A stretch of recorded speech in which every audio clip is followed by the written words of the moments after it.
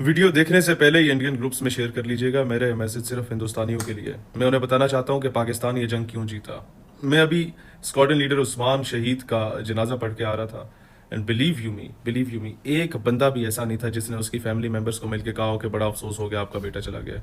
मुझ समेत हर बंदे ने उनके फैमिली मेंबर्स को मुबारकबाद दी कि आपका बेटा बाजी लेके है। मुबारक हो, अल्लाह ताला ने आपके बेटे को चुन लिया है। और हम ये जंग जीते क्यों हैं?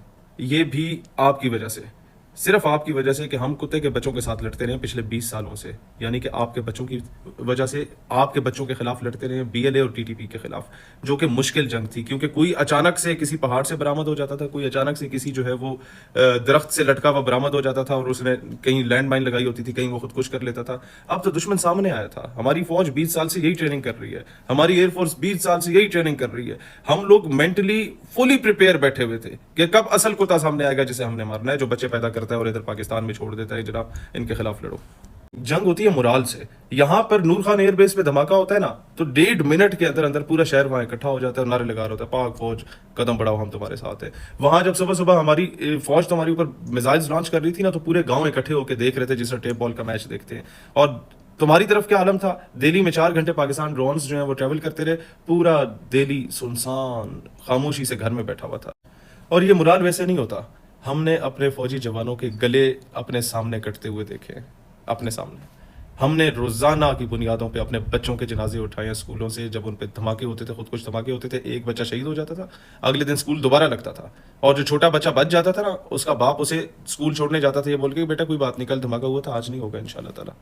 हमारी मस्जिदें शहीद हुई हैं, हमारे मदरसे शहीद हुए हैं। ये तुम्हारे जो कुत्ते के बच्चे, उन लोगों ने ये सारा कुछ किया था और अब करते आ रहे थे। 20 साल से हम लोग ये झेलते रहे। और माएँ हमारी, हर जनाजे पे माएँ पहुंची होती हैं, मना करके उन्हें घर बिठाते हैं, फिर पहुंच जाती हैं।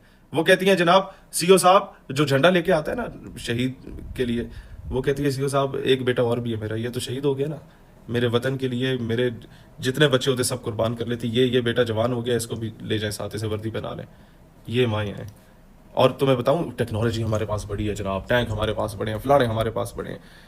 तुम्हारे पास जब टैंक बहुत ज़्यादा थे ना, हमारे पास ख़त्म हो गए थे, लड़ने के लिए हथियार ही नहीं रहे थे। हमारी चविंडा की माओ ने उस वक्त अपने बच्चों को जिस्मों पे बम बांध के तुम्हारे टैंकों के आगे लिटा दिया था। ये जा पुत्र, इसी दिन आस्ते तेनू जन्म देता है। लोगों को क्या नुकसान पहुंचा है। 4 दिन से आपने जंग हम पे मुसलत की हुई थी, हमने सिर्फ 1 घंटा और 33 मिनट में आपकी वो तबाही मचाई। 4 दिन हम सब्र करते रहे, फिर 1 घंटा और 33 मिनट वो तबाही मचाई कि आपका नरेंद्र मोदी जो है वो डोनाल्ड ट्रंप के कदमों में जाके लेट गया कि पापा प्लीज हमें पाकिस्तान से बचा दो।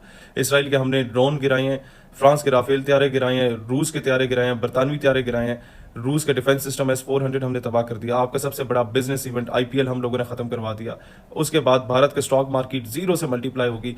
$83 बिलियन सारी जिंदगी में IMF ने हमें ना इससे आधा लोन भी नहीं दिया होगा, जितने का नुकसान हमने तुम्हारा 1.5 घंटे में कर दिया। $83 बिलियन का।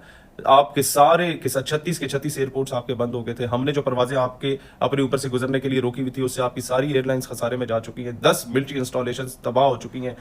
4 घंटे दिल्ली में हमारे ड्रोन फिरते रहे हैं। 100 से जायद जो है आप लोगों के ड्रोन हम लोगों ने उठा के परे मारे हैं। इसराइल के जो आपने खिलौने हमारे मुल्क में भेजे थे। आपका सैटेलाइट निजाम सारा तबाह हुआ। 70% आपके बिजली के ग्रिड स्टेशन हम लोगों ने उड़ा दिए साइबर अटैक करके।